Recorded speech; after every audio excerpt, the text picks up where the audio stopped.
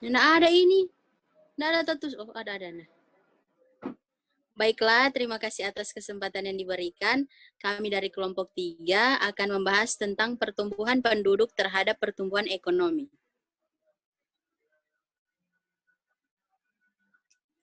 Next.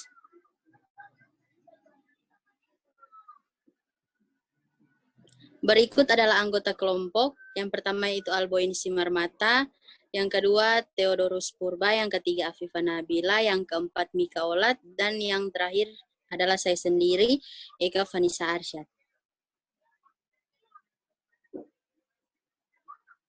Baiklah, masuk pada bab pertama yaitu pendahuluan. Yang pertama itu latar belakang. Pertumbuhan penduduk sebenarnya merupakan keseimbangan dinamis antara dua kekuatan yang menambah atau yang mengurangi jumlah penduduk. Perkembangan penduduk akan dipengaruhi oleh jumlah bayi yang lahir, tetapi secara bersamaan pula akan dikurangi oleh jumlah kematian yang dapat terjadi pada semua golongan umur. Dalam konteks spesial, mobilitas penduduk juga berpengaruh terhadap perubahan dalam jumlah penduduk, di mana imigrasi akan menambah jumlah penduduk dan emigrasi akan mengurangi jumlah penduduk dalam suatu wilayah. Sebenarnya permasalahan yang muncul di bidang kependudukan bukan hanya pada jumlah yang besar semata, akan tetapi juga berimbas pada turunan dan kuantitas yang besar tersebut, antara lain adalah persebaran penduduk, kualitas penduduk, kecukupan dari sisi konsumsi, struktur penduduk yang sebagian besar masih muda, modal dan teknologi yang dimiliki juga masih rendah, dan akibatnya produktivitas kerja makin menurun, serta masalah krusial yang berkaitan dengan ketenaga kerjaan. Selain masalah penduduk, dalam dimensi ekonomi pada masa dahulu, indikator keberhasilan ekonomi selalu saja berorientasi pada keberhasilan menghasilkan pendapatan nasional yang tinggi, sehingga pendekatan yang dilakukan adalah lebih mengarah kepada kegiatan produksi. Berikutnya kita masuk pada rumusan masalah. Rumusan masalah yang pertama yaitu bagaimana dampak pertumbuhan penduduk terhadap pertumbuhan ekonomi Indonesia. Rumusan masalah yang kedua yaitu bagaimana peran pemerintah dalam mengontrol pertumbuhan penduduk di Indonesia. Selanjutnya yaitu tujuan. Tujuan yang pertama yaitu untuk mengetahui dampak pertumbuhan penduduk terhadap pertumbuhan ekonomi Indonesia. Tujuan yang kedua yaitu untuk mengetahui peran pemerintah dalam mengontrol pertumbuhan penduduk di Indonesia. Baiklah, selanjutnya akan dibacakan oleh Alboin Simarmata. Kepada Alboin dipersilakan. Oke, terima kasih atas kesempatan yang diberikan kepada saya. Di sini saya akan membahaskan tentang bab 2 itu landasan teori. Di sini ada teori pertama, teori kependudukan. Secara kronologis, perkiraan bahwa penduduk dunia berkembang secara lambat pada pertengahan abad ke-17. Namun, pada sekitar tahun 1665, penduduk dunia diperkirakan mulai bertumbuh sebesar 500 juta. Penduduk dunia kemudian menjadi 2 kali lipat dalam jangka waktu hanya 200 tahun, yaitu pada tahun 1890. Pada perkembangannya kemudian, dalam jangka waktu 80 tahun, penduduk dunia menjadi 2 kali lipat pada tahun 1930, yakni sebesar 2 miliar penduduk. Untuk mencapai 2 kali lipatnya kembali, sehingga menjadi 4 miliar, hanya diperlukan waktu 45 tahun. Dan pada saat sekarang, penduduk telah mencapai 7 miliar lebih. Next. Teori yang kedua itu teori pembangunan ekonomi, yaitu pertama menurut Todaro 2000. Pembangunan ekonomi berarti suatu proses multidimensional yang melibatkan perubahan-perubahan besar dalam struktur sosial, sikap-sikap masyarakat, dan lembaga-lembaga nasional, termasuk pula percepatan atau akselerasi pertumbuhan ekonomi, pengurangan ketidakmerataan, dan kemiskinan absolut.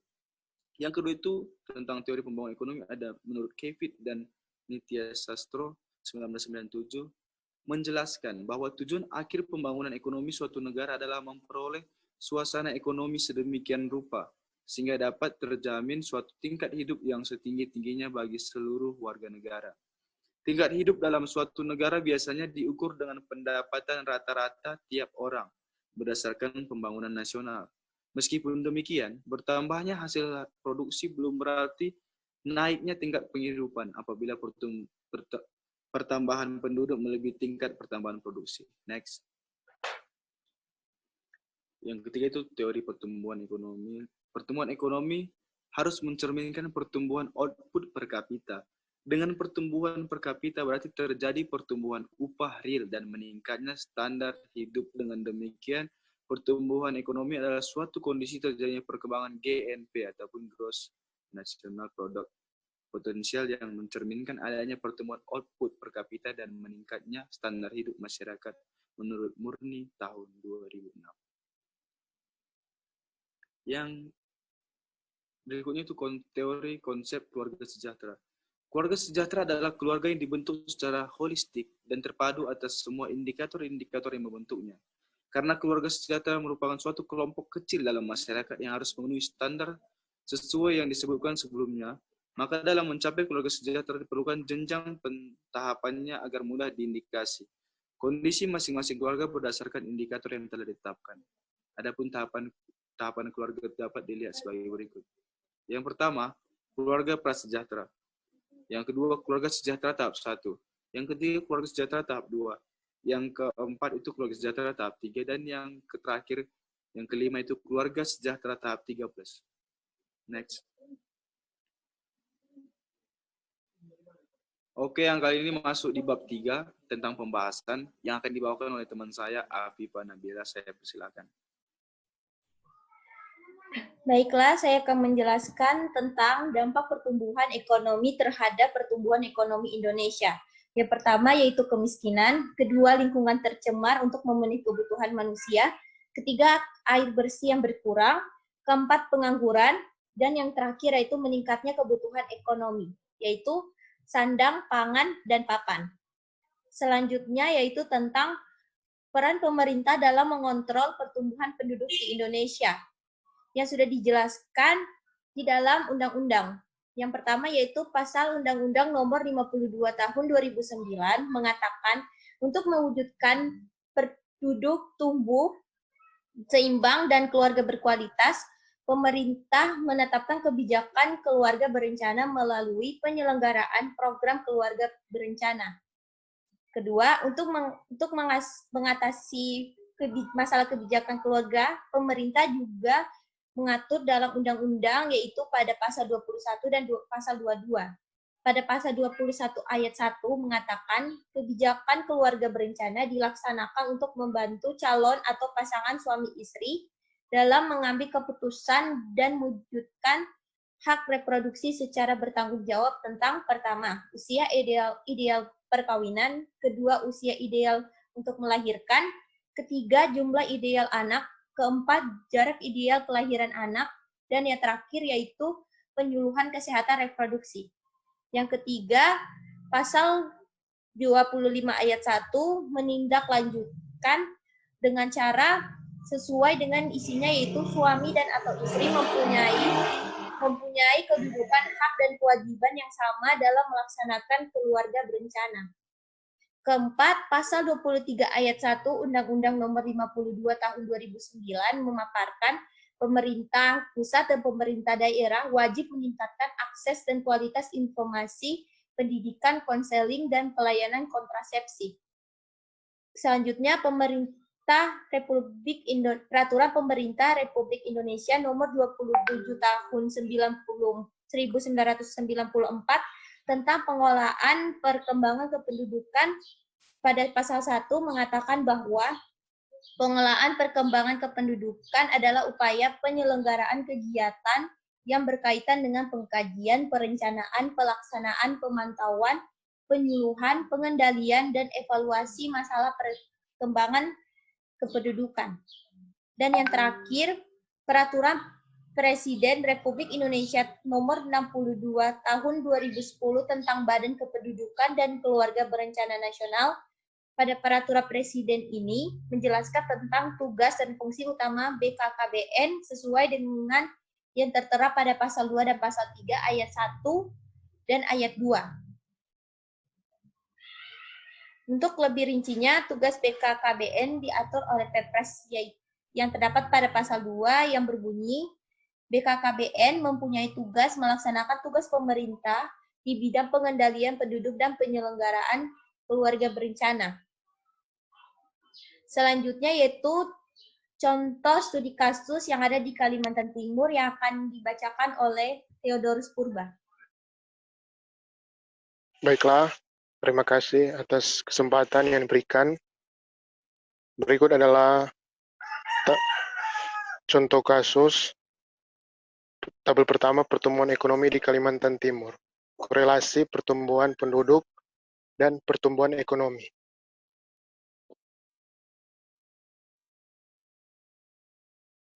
Berikut tabel kedua, korelasi pertumbuhan ekonomi dan total keluarga sejahtera. Tabel ketiga, korelasi pertumbuhan ekonomi dan keluarga sejahtera tahap pertama, tahap kedua, tahap ketiga, dan tahap 3+. Next. Berdasarkan hasil penelitian, diperoleh korelasi antara pertumbuhan penduduk dengan pertumbuhan ekonomi. Hal ini bermakna bahwa meningkatnya jumlah penduduk di Kalimantan Timur membawa perkembangan bagi perekonomian, karena dengan meningkatnya jumlah penduduk, maka meningkat pula peranan sumber daya manusia yang terlibat dalam kegiatan proses produksi, sehingga menambah kapasitas produksi dan menumbuhkan perekonomian. Meningkatnya kapasitas produksi menunjukkan tingkat produktivitas dari penduduk yang terlibat dalam kegiatan produksi tersebut, sehingga harapan berikutnya akan meningkatkan kesejahteraan keluarga. Next. Kita masuk pada penutup. Next. Berikut adalah kesimpulan dari diskusi kami, yaitu dampak yang terjadi akibat dari pertumbuhan penduduk yang tak terkontrol terhadap pertumbuhan ekonomi, yaitu kemiskinan, lingkungan tercemar untuk memenuhi kebutuhan manusia, minimnya air bersih, pengangguran, meningkatnya kebutuhan ekonomi, atau sandang, pangan, papan, sehingga pemerintah melakukan kebijakan pada pasal 21 ayat 1 mengatakan, kebijakan keluarga berencana dilaksanakan untuk membantu calon atau pasangan suami istri dalam mengambil keputusan dan mewujudkan hak reproduksi secara bertanggung jawab tentang yang pertama, ujian ideal perkawinan, kedua, usia ideal untuk melahirkan, 3, jumlah ideal anak, 4, jarak ideal kelahiran anak, dan yang terakhir penyuluhan kesehatan reproduksi.